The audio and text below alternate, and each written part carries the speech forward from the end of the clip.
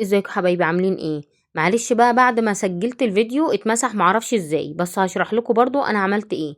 اول حاجة انا شلت طبعا دوا برطمان ازاز عادي خالص، انا شلت الاستيكر اللي عليه، وبعد كده جبت خيط المكرمية ده وقصيت منه 3 خيوط قد بعض بالظبط، وعملت بيهم ضفيرتين، ضفيرة زي بتاعة الشعر عادي خالص، ضفيرة ثبتها فوق في البرطمان وضفيرة تانية زيها في البرطمان من تحت بالشكل ده. عملت ال3 خيوط وبعد كده ثبتهم في البرطمان بعد ما عملتهم ضفيرة، ودي كانت أول خطوة.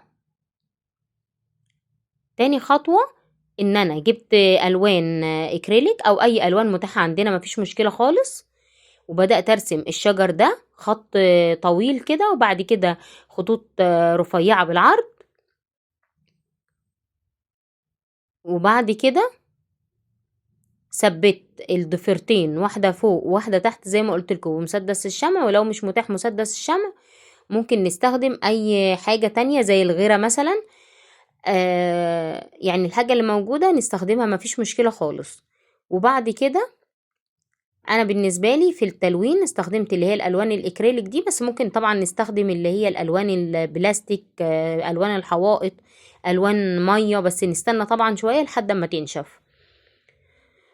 وبعد كده طبعا احنا ممكن نستخدمه كمنظم او كشمعدان كده زي ما انا عملت. انا حطيت فيه الشمع اللي هي الالكتروني دي وشغلتها، وبقى ده شكله النهائي.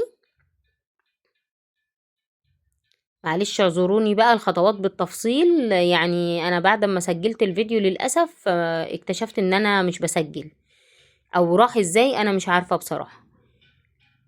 وده شكلها النهائي. ايه رأيكم؟ لو مش مشتركين في القناة ياريت تشتركوا وتفعلوا زر الجرس عشان يوصلكوا اي فكرة جديدة انا بعملها، وما ننساش اللايك والشير والكومنت الجميل، واستنوني في فيديو جديد وفكرة جديدة. باي باي.